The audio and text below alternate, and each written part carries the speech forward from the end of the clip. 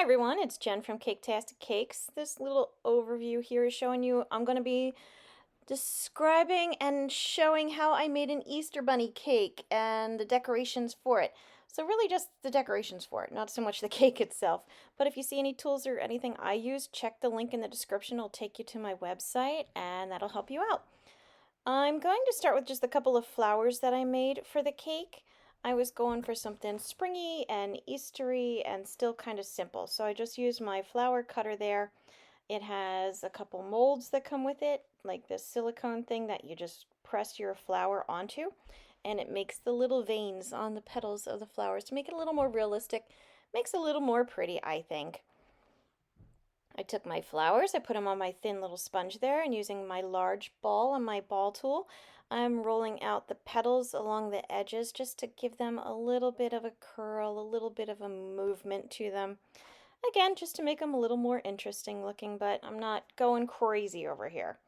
So I did the same thing with the second one. I'm only going to make two of these big ones here in order to frame my cute little bunny. I have some red edible dust or shimmer, you might want to call it. I add a little bit of water to it and a big old brush that I really like. And I just brushed the center of the petals and out. And this just, again, gives it more color, makes it a little more fun. And yeah, I just did this because I felt like making something for Easter and I just wanted to make a cute, more of a, I guess, a patchwork little bunny. I saw something online that you're going to see sooner or later. And it was just very cute, so I wanted to do something with it. And I had also made a practice cake prior to this to test out making rainbow layers because I wanted to make sure the colors came out nice and bright. And I figured, hey, I'll just decorate this. So yeah, that's where all this comes together. Now, this is green gum paste that I just cut strips out of in order to make some blades of grass. You could completely and 100% use fondant for this. You wouldn't even really need to add any CMC or Tylose powder to it. You just have to press your decorations to the side of the cake and it would be fine. Now these leaves, again, I know I just used that mold to make some indentations and prints of leaf patterns. I'm using some dark green shimmer to go over my leaves and my blades of grass there to make it a little more detailed, make it a little more fun to look at, that's all. And some of them came out a little dark, so if you just kind of rub it, it makes it lighten up and then it's all better. And I made a bunch of leaves, but I only ended up using 4 of them, so those really dark ones I didn't use at all anyway. And it was okay because my kids ate them anyway. All right, I'm going to make a couple more flowers here, or actually maybe a handful more flowers. This is just the same Wilton flower press kit that I've used before in some of my other videos.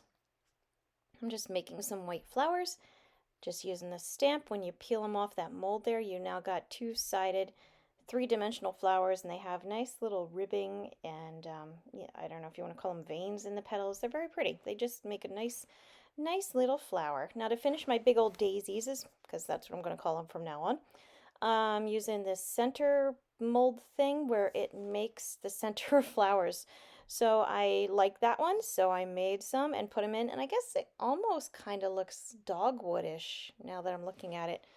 Huh, okay. Anyway, I have some copper gum paste, and here's a picture of the bunny that I found online if you want to take a screenshot, if you want to copy it. That was your chance to do it right there, and then you can print it. But I just found a picture of a bunny that I liked, cut it out at a size that I thought was good, trimmed it out on my gum paste using it as a template. And now I'm just kind of cleaning it up. It's a very rough template, but I'm cleaning it up here. I want it to be a little bit three-dimensional, so I made that back ear now recessed. I'm doing the same thing with the front paw here. The one closest to us is now going to stay in the front. The other one, I have made a separation between the two, and I'm going to press it down a bit. So it's, yeah, with my ball tool here, I'm just pressing it down a little bit. So now it's really separated. It's going to make it wider, as you can see. So you just trim off the extra. But now you've got some layers of dimension going on. You know, you don't have to do this by any means. It's just what I did because I thought it might look a little nicer. I did the same thing with the back feet, just press that one underneath its body down a little bit more to kind of separate it off and clean up your angles and everything like that, and you got a cute little bunny shape going on. Now, as far as my bunny goes, I'm just going to add a few little simple details to it. Again, I was going more with the idea of it being a patchwork bunny, So I've got a little black eye there, a little ball of gum paste. I'm going to give it a little pink cheek because why not? That would make it even cuter. So I'm just using little tic-tac kind of shape of pink gum paste, very light pink gum paste, a little bit of water to hold it in place. And the bunny that I was looking at, as you can see, has flowers on it.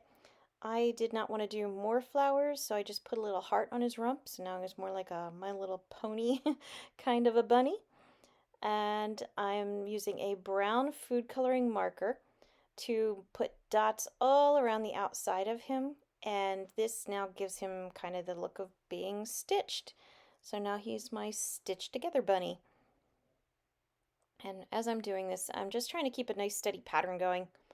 You don't have to do this, of course. I just wanted to do this. If it was going to be on a bigger cake, I probably would have used that stitching tool. There's like a little ribbon embossing tool that you can get that makes a nice stitch pattern. I probably would have gone with that one.